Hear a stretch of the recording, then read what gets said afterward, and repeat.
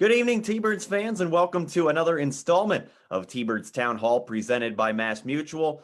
We're a couple days away from 100% capacity in the state of Massachusetts, and that means a newfound sense of optimism for the Springfield Thunderbirds, with October 16th already circled as opening night. I will first be joined by the president of the Springfield Thunderbirds, Nate Costa. Nate, good to see you again on one of these, and you have to be feeling a lot more optimistic and happier about the developments recently. Yeah, absolutely. I know it's probably been a little bit longer than we would like to do another one of these, but we figured we'd get to the end of the season, and it really just coincided with some great news locally that obviously things are open up at 100%. I'm sure a lot of our fans that are on here today have seen, buildings starting to get full all across the National Hockey League. Some AHL teams were able to host some people as well this year. So I think it's a great timeline. We were a little concerned initially at the August 1st date because it was so close to our opener, but now having an additional 2 months, I think we're going to be able to see quite a bit, and we'll learn a lot before October comes our way. Yeah, Nate. So one of the first things I know a lot of fans had on their minds coming into the 21-22 season is remaining vouchers and any leftover tickets from the 1920 season. Of course, the last game that was played at the MassMutual Center was on March 8th of 2020. Fans who still hold on to tickets or vouchers from the end of that season, what can they do with those when we get up and running again in the fall? Yeah, I think a lot of people have heard from us already. If you're still holding on to ticket vouchers specifically from last year, we're going to be going through a process this summer where you'll have the ability to exchange them out. There's still going to be a bit of more information to come. I know that in addition to, I wanted to touch on, we had a couple questions about staffing as well. And like we've had quite a bit of change over the last year, unfortunately. Many of the faces that you might have seen with us have moved on to greener pastures and have gotten some really nice jobs, especially in our ticket department. So you can expect, I'm sure some of you have already heard from Matt McRobbie's returning, Frank Grimaldi's returning, and John Jones on our ticket team is returning. And those guys are actually in the office now on reduced hours. But you can reach out to us at any time if you have any questions related to your ticket pack and you need some help. We're open Monday through Thursday now, and we're really pushing that by the first week of July, we'll be back to full staff, and then also back to full hours as we launch into our October start. So there's a lot more to come. You'll hear from Matt and Frank when it comes to who your rep is going to be moving forward as well for ticket package holders. So we'll be figuring that out as we go. We're actually in the process of hiring a few people as we speak. And I'd like to probably just send a note out to the people that were here. I know that there were a lot of great relationships built with our team. The crew that was here obviously set the table for expectations when it comes to how, we do things. And so, we're hopeful that we'll bring in a new group that you'll be able to develop new relationships with, and, we'll provide the same, service that we've always been able to do. So, but in the meantime, if you have any specific questions, we can answer anything specifically here at the office Monday through Thursday. And again, Frank and Matt are always available to chat. Something that we've seen in the world of sports in the post-COVID or during COVID era is the transition into digital ticketing. How is that going to be as it relates to the Thunderbirds? Yeah, I mean, there's going to be more specifics coming down the line, but as we were planning for a potential October start, we're really going to shift a lot of what we do to digital.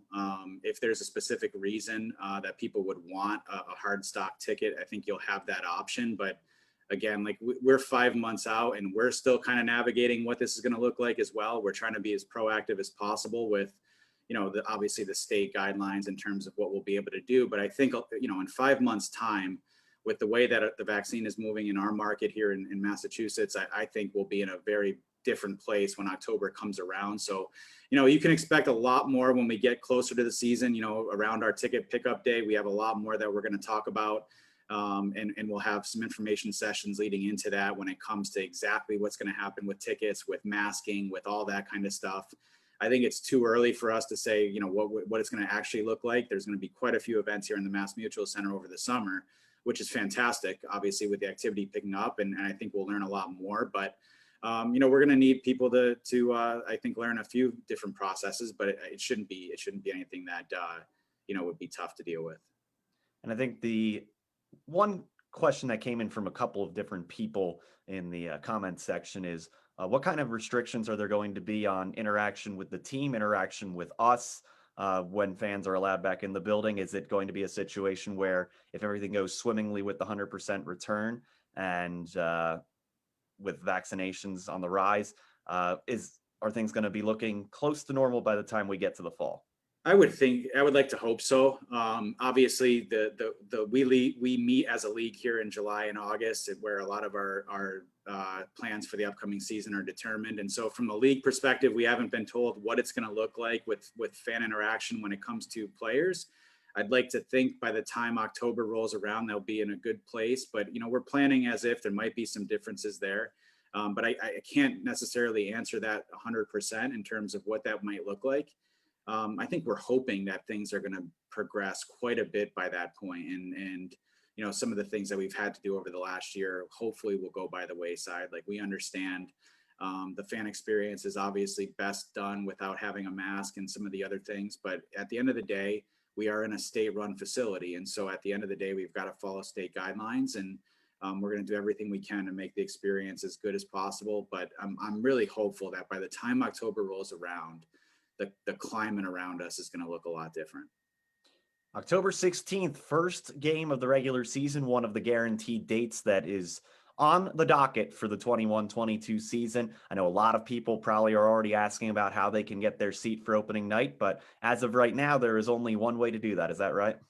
That's right. You can give me the plug. I love it. It's, get a membership now. I know a lot of the people that are on this call today have already done so. You guys have stepped up and supported us from day one. It's been a long year for all of us. I know that it's probably been just as long, if not longer, for the fans. For us here in the office, it has been an excruciating long year, and we can't wait to get back to doing what we do. I think you can expect we're working right now on some things for the summertime that we're hoping that are going to come through. We're trying to do a season ticket member event for all of you guys that have stepped up and got your deposits in or paid in full for us. So you should be hearing a lot more as we come in the next few months. We're planning on our regular street hockey tournament again in August, which is going to hopefully be fantastic. We're looking to do some unique things in September as we get closer to the event, to our season starting. But I know our staff internally are really looking forward to seeing all you guys at the arena again, smiling and cheering on the T-Birds. It's been just as long a year for us to not have hockey around.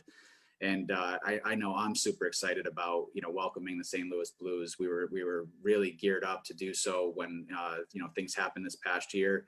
So to actually be able to get the thing moving and to see a light at the end of the tunnel is just giving all of us a sense of relief and a sense of excitement that we can really start to plan the upcoming year and get back to doing all the things that we were doing when this thing came down on us in March, in 2020.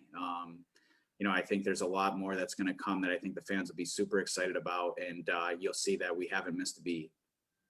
Well, God willing, if October 16th is the day, it will have been a 587-day wait for all parties involved, but boy, what a fantastic celebration that will be. Nate, I want to thank you for taking the time to address the folks here on T-Birds Town Hall presented by MassMutual. Any last parting words?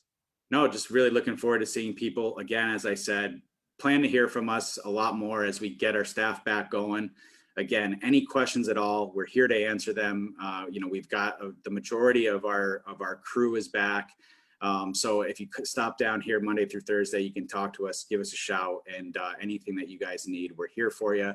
And we really can't wait to see you guys back at the arena cheering on the T-Birds and hopefully bringing a Calder Cup to Springfield. That's the goal.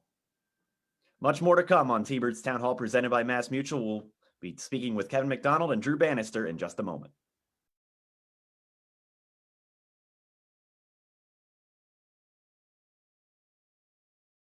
Continuing along here on T-Birds Town Hall presented by MassMutual, we're now joined by head coach of the Springfield Thunderbirds, Drew Bannister, as well as Thunderbirds general manager and St. Louis Blues assistant general manager, Kevin McDonald. Lots of exciting times on the horizon for both of you gentlemen. You got to be just so excited about what's coming down the pipeline as we are closer and closer to more certainty for the 2021-2022 season. Thanks, Ryan. No, it's obviously it's an exciting time. Like you mentioned, here in Massachusetts, the Bruins, Celtics, and Red Sox are getting ready to go to 100% capacity in just 3 days. So I think that bodes very well for Springfield American League hockey in general, starting in October. And we're really excited to to get all our personnel in there and get live hockey back in the MassMutual Center. Yeah, thanks a lot, Ryan.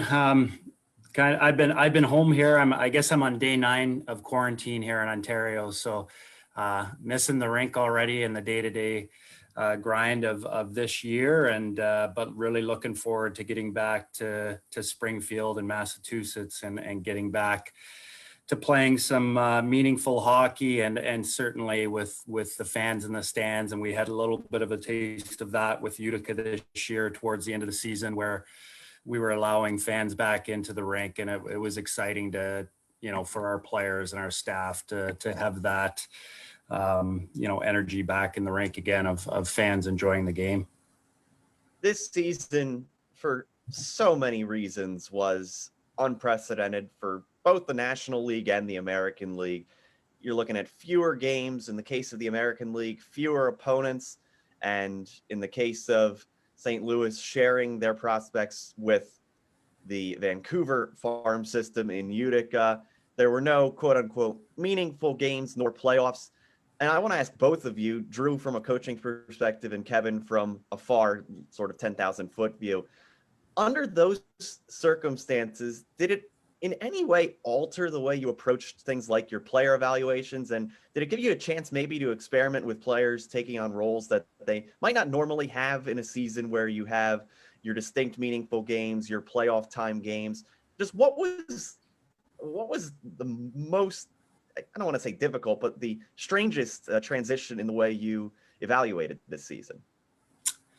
Well, I think, for whether it was like how you use meaningless or meaningful games, I think for our players, every game was meaningful this year, because, on the opposite side, there was a good possibility of us not playing, and for us, for myself, we had a lot of first year players coming in that hadn't played in the league, and we needed to evaluate these players.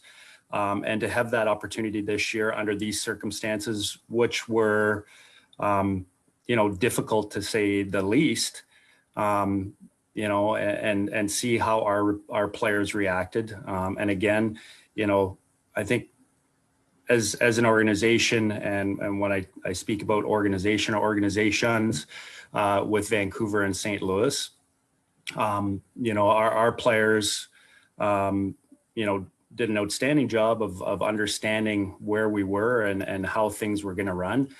We tried to, implement as many players, this year in certain specialty teams, whether it was power play or PK, just to make sure that everybody was involved. And I think our players did a great job of understanding that. I think under regular circumstances, you have some players that are getting double duty on the PK and power play, and that just didn't happen this year. We tried to spread it out to all of our players, and the accountability and on our side of our St. Louis players was great. And how they reacted and how they took on their roles as individuals and fit into, the team atmosphere of both having St. Louis and Vancouver players. And it was credit to Trent and how he worked with our players, and RJ and Kevin from the top down through the staffs. We had, our goalie coach there, another assistant coach. So there was a lot of moving pieces, a lot of fluidity to the situation of players getting called up on both sides, players being in and out of the lineup and being asked to, sit out maybe one game, and then all of a sudden next game they're playing top 6 minutes and they're on the power play or on the penalty kill, and they stepped in and they did a great job for us. And, I think for on our side, and I can only speak to the St. Louis side, I can't imagine a better situation with how things started at the beginning of the year towards the end of the year and how our players developed. I know on our side, we were really happy with our guys and proud of how they acted. And obviously with the pause that we had in between with COVID, coming out of that was really tough for our players. But and then we had to jam our schedule in with our games. But, overall, we were really excited about our players that came in, made the most of a difficult situation, and we saw a lot of growth in our players.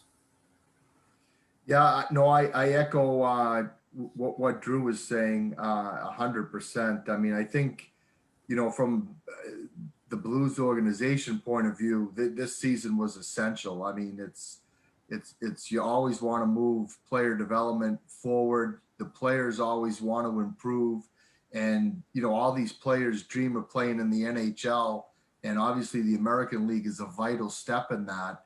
And we got to witness that rather early in the year. You look at guys like Nathan Walker, Steve Santini, John Gillies, like they only played a handful of games in the American League. And then, Santini finished in the NHL lineup in the playoffs the last couple nights. Guys like Mitch Renke played in the American League, I think, right up until the last week of the regular season. And then he jumps into the St. Louis lineup in the playoffs. But I think, like, moving forward, and what the fans will relate to coming to Springfield next year is the importance of this season was we had 5-6 players that were rookies this year that now when they come to Springfield next year from day one have an understanding of the American Hockey League. And, this is the pace, this is the strength level, this is the commitment, this is what the coach expects. And I think, Drew did a great job in a very difficult situation, and Vancouver more than met us halfway. But what Drew talked about with players being on one special team, I think that was essential. And that was something that probably was an adjustment due to no playoffs and, the standings not having the same significance as it would in a normal season. But I think the way Drew handled it, even just game to game. So a guy like Hugh McGing was on a special teams every single night. And so he got such a taste of both of it that now next year, if Drew asks him to go out in any circumstance, he has that experience. And I guess the last part of your question there of what was different, I think, on the development side, we had 3 players come in on amateur tryouts in Washkerrick, Dickinson, and Will Cranley. And, we got the 2 forwards, Washkerrick and Dickinson, in 3 games each as junior eligible players. So for them to get that experience, especially, Tanner Dickinson didn't have any place to play. It was his only hockey all year. So that was important for him to have a place to practice, to be able to put, into practice what he's doing on a daily basis, into 3 games. And a guy like Washkerrick was a little bit more fortunate where, he signed with a team in Europe and got in his season and then got to supplement it with some American League. So those were some of the things that we could take advantage of where, in a regular season, if you're coming down the stretch and you're in a playoff push, it's harder to make those lineup changes. You answered a laundry list of questions that I already had on the board. But in terms of folks or players that this audience watching the T-Beats Town Hall presented by MassMutual have had a chance to meet before, are 2 of the players that had some of the more productive seasons for, I guess, this year, Utica, and next year, 2 players that could potentially have an impact in the Springfield market. And I'm, of course, referring to Sam Annis and Nolan Stevens. What stood out to both of you about their games, and particularly in Nolan's case, being a bit younger than Sam? What strides has he taken from last year to this year? I know, Kevin, you've referred to him as a Swiss Army knife in the past, and had this been a regular length season, Nolan was on pace to shatter his previous career highs on the points front. Yeah, no, I think, Nolan's a true pro. I think this was actually probably the most fun he's ever had playing the game. And it was really helpful in our situation. So I'm sure all the fans aren't aware, but Vancouver had actually traded for Nolan's brother, John, and then re-signed him. So, not only did they get to play as teammates, they were roommates. And they got to go on, shifts together and kill penalties together, at time on the power play together. So I definitely think that gave Nolan a little added incentive. But he took another tremendous step for us. I think he continues to improve his skating every year. But his confidence, especially with the puck on his stick, I think for me, that was the biggest difference, where, he was just willing to hold it longer, and then make a play out of that, and find the time, and, go to some hot areas. And I think, if I'm not mistaken, I think he even had 2 goals called back. So, his goal scoring could have been even a little bit better. And then I think with Sam, for me, Sam was the guy that most often the power play ran through. But what I really enjoyed about Sam is, those tight games when it's 1-1 or you're up a goal in the third period and you get that power play and you convert it, it just changes the game. So I think Sam is, obviously 2 years ago now, he led the American League in points. So he's sort of that, dynamic offensive player that the fans will enjoy watching, that, just has some highlight reel passing ability that makes him a special player in the American League. Yeah, I mean, I think there's some things that people don't know, especially about Nolan Stevens, is that, at the beginning of the year, he wasn't even in our lineup. Like he was in and out of the lineup with the numbers that we had. And I feel that there was a level of accountability with our players, and they handled it. And Nolan, for one, was an outstanding pro, and how he dealt with that, and how he, accepted that, and turned it into, like you said, probably one of his best seasons so far. And his trajectory since season 1 with us, trying to find a spot in the lineup for him. Started out at wing, struggled a little bit. We moved him to center, kind of started to take off. We found, a little bit of a role on the power play for him. And then he became a penalty killer last year. And then this year, now he's, killing penalties, being able to take faceoffs, being able to play, in certain, spots on the ice on the power play. Really is kind of, like Kevin said, turned into a Swiss Army knife for us, where we can, trust him at different positions, on different specialty teams. So a real important player for us, the last 2 years that we've had him and seen him develop. Sam Annis is, he's such a treat to coach. Coaching against him, you see obviously the high offensive talent of him, how he can run a power play and how he can dictate the play. But I think as a coach, and some of the things that really stood out to me with Sam were just his habits and his details in his game. Like he was he's not a big player, but he's highly competitive. Like he is really competitive. And, little things like shift length, like this is not a player that extends his shifts. And here's one of the, probably one of the most offensive players in the league right now that we'll see. He's a kid that goes out there and he's off in 30 seconds. Like it's unreal. Like his habits are unreal. And for a coach to sit back and watch that, but to have young players on your bench see that your most offensive player has such great habits and details in his game, it rubs off on your young players. Like if he's going to go out and be competitive and use his body at his size he does and take short and go hard, like it just starts to rub off on your young players that are skilled, that kind of look up to him. And he's such a great pro and such a great kid. Like he's just an outstanding kid, like a joy to be around, and just comes to work every day. So, the things that you see offensively, like you love that.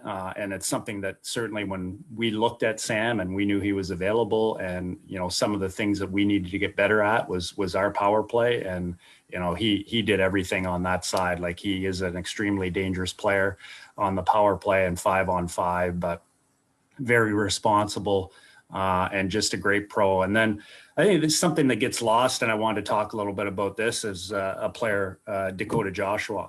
And here's a player that, like, he didn't even get invited to the St. Louis main camp at the beginning of the year, right, Kevin? Like, he was, and the first 3 days at camp, Kevin and I had talked a little bit about Dakota's practice habits and stuff. And here's a player that wasn't even in our first exhibition game and had to fight. And then all of a sudden he's, 2/3 of the season, he's in the NHL. Like, that's how far his trajectory and how he took off for it was just like, we saw it at the end of the year last year. We were really excited about him, but we didn't really realize. So when we go back to talking about how important this year was, like, for a player like that, to take off like he did, like for this organization was a real great story.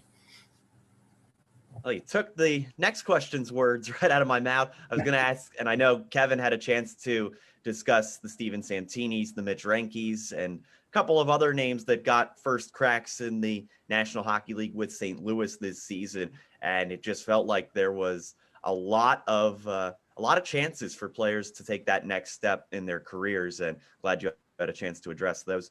So now, looking ahead with a little bit more of a couple months out viewpoint, this question can be primarily for Kevin, and Drew, you could certainly chime into it as well. It was another season where the St. Louis Blues once again reached the Stanley Cup playoffs. And as we've mentioned already on this conversation, various prospects got glimpses of NHL ice this season, some more than others. I know Dakota Joshua got a dozen NHL games and was up there for much longer than that.